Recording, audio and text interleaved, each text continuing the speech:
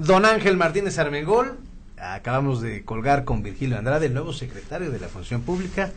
Él dice que el juez, bueno, yo le pregunté que si el juez por su casa empieza y va a ordenar la casa. Hay todo tipo de especulaciones porque, bueno, la Secretaría de la Función Pública, tú lo sabes bien, iba a desaparecer porque había una duplicidad de funciones con la Auditoría Superior de la Federación, pero él dice que no, que va a ver todos los organismos que le competen, que estarán viendo a los contratistas y si hay un conflicto de intereses, con un grupo de expertos estarán llegando a resoluciones para dar respuesta a la sociedad mexicana. ¿Por qué te ríes, Ángel Martínez Armengol? ¿Por qué te ríes? Muchas gracias, buenas tardes, Claudia, buenas tardes. Pues muy interesante que hayas podido platicar con el nuevo secretario de la Función Pública. Yo apuntaría un par de cosas respecto a este asunto que ayer se dio a conocer. Primera, pues que el presidente se tardó pues como 2 años en recordar que faltaba el secretario de la Función Pública. Es decir, esa secretaría no estaba acéfala propiamente dicho, había un subsecretario encargado del despacho, pero el problema es que en efecto esta secretaría, digamos que dentro de los planes de la actual administración federal, se contempló su desaparición, y de hecho así se aprobó en diciembre de 2012 una reforma a la Ley Orgánica de la Administración Pública Federal, en la que se suprimió la existencia de la Secretaría de la Función Pública porque se iba a dar paso a lo que se había comprometido el presidente Peña Nieto de crear una comisión anticorrupción. Al final el tema se atoró, digámoslo así, en el Congreso, no pasó, digamos, por el consenso de las fuerzas políticas ni en Cámara de Diputados ni en el Senado.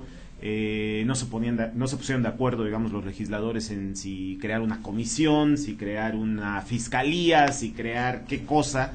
Y el asunto es que se reformó la Ley Orgánica de la Administración Pública Federal y se dejó en el articulado transitorio la permanencia temporal, digámoslo así, de la función pública, de esta secretaría nacida en los tiempos de Miguel de la Madrid como Secretaría General de la Contraloría General de la Federación, y entonces, digámoslo, que es una especie de híbrido, es decir, es una dependencia que formalmente existe, pero que está, vamos a llamarlo así, en vías de desaparición, de extinción.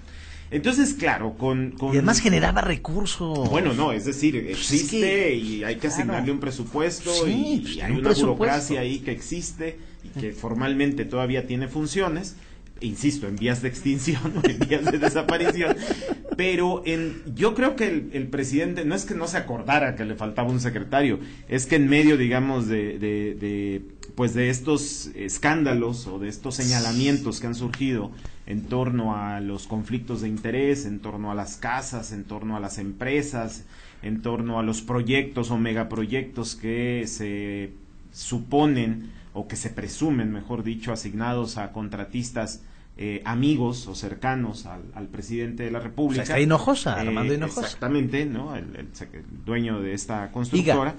Pues el presidente, digamos, y ante el escenario de que está atorado en el Poder Legislativo la creación del Sistema Nacional Anticorrupción, pues el presidente pone este asunto, digamos, en la mesa, pero se pone, digamos, de pechito, como para que los analistas y las organizaciones de la sociedad civil que le han dado seguimiento al tema de transparencia, rendición de cuentas y anticorrupción, pues cuestionen y critiquen duramente. Yo leí en la mañana un artículo publicado en el Universal, en el periódico ¿Katia de Artigues? No, del doctor Mauricio Merino. Que sabe bastante de transparencia. Sí, exactamente, claro. que bueno, es un hombre que conoce a profundidad el tema. Y justamente a propósito de la frase que mencionabas hace un momento sobre el panel de expertos y estos grupos que ya anunció el propio secretario Andrade que va a convocar, Merino es digamos, lapidario en eso, ¿no? Dice, no se necesita un panel de expertos para saber de antemano los resultados de sus conclusiones, es decir, que no habrá conflicto de interés y demás. Es que mire, la Ley Federal de Responsabilidades Administrativas aquí lo tengo, de los funcionarios públicos, sí. En su artículo 8 dice, contempla excusarse en algún caso de posibles conflictos de intereses. Entonces, y sí, creo que no da sanción el conflicto de sí, intereses. es justamente lo que cuestiona Merino, digo, más allá de las personas o más allá de las características personales del nuevo secretario, que sin duda es un académico reconocido, no, es capaz, y un hombre que tiene una trayectoria política interesante. El problema, como dice Merino en este artículo y como se ha venido sosteniendo por parte de la red de rendición de cuentas, es que digamos, el entramado legal, ¿no?, que prevenga acciones de corrupción o que evite conflictos de intereses es demasiado endeble en este país. Es decir, no hay sanciones eficaces, no acabas hay sanciones de mencionar.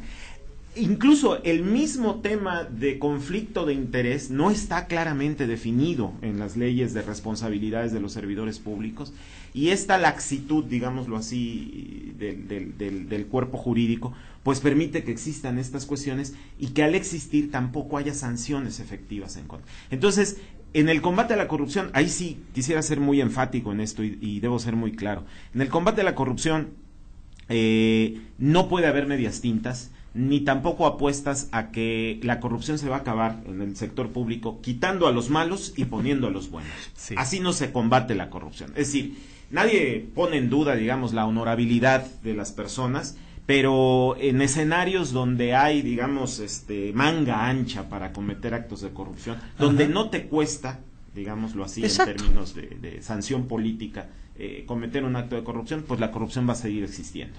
Entonces, lo que hay que hacer, digamos, es crear un efectivo sistema anticorrupción donde existan leyes muy estrictas, muy enérgicas, digámoslo así, ¿no?, que prevengan, que combatan la corrupción, donde a los servidores públicos tengan conciencia de que les va a salir muy caro, les va a costar mucho, política, económica y socialmente, moralmente incluso, ¿no?, pero sobre todo legalmente les va a salir muy caro atreverse a cometer un acto de corrupción. De otra manera no vas a poder combatir la corrupción, porque aunque pongas pues al hombre más bueno o más lleno de bondad del mundo en un entorno donde más honesto del mundo, en un entorno que me pusieran a mí, no podría yo resolver la corrupción. No podría resolverlo tampoco. Es que no se resuelve así, se resuelve con controles efectivos, con leyes muy duras y con sanciones muy eficaces y estrictas para prevenir la corrupción. Pues mi querido Ángel, te mando un abrazo como siempre, es un placer escucharte los miércoles, que nos regalas estas aportaciones para tu público, para tu gente del 88.9, y yo creo que pues al designar el presidente Peña a Virgilio, como tú lo dices, es una gente muy capaz, un académico muy capaz, estuvo en el Instituto Federal Electoral, así ya es, desaparecido, pero como que te pongo y te digo, yo no hice nada malo. Bueno, ¿no? Mira, además el problema es que el presidente pone, digamos, al secretario, es su empleado, ¿no? Sí. Es su subordinado, y lo que se cuestiona es que le dice, que le ordena, digámoslo así, revísame, ¿no? Le ordena. Pero yo no hice nada, ¿eh? Que lo revise, digo, ya desde ahí, digamos, es que yo creo que, puede sonar demasiado duro este asunto, pero parece que no entienden lo que es el conflicto de interés, no les queda claro, digámoslo así, y al final, como sostiene Merino, y suscribo este artículo al que les hago referencia, el problema es que en el fondo no va a haber, digamos, un resultado efectivo, no va a haber una sanción efectiva, porque el mismo sistema, digamos, no lo permite, ¿no? En pocas palabras. Ángel, muchas gracias. Al contrario, muchas gracias a ustedes. Armengol.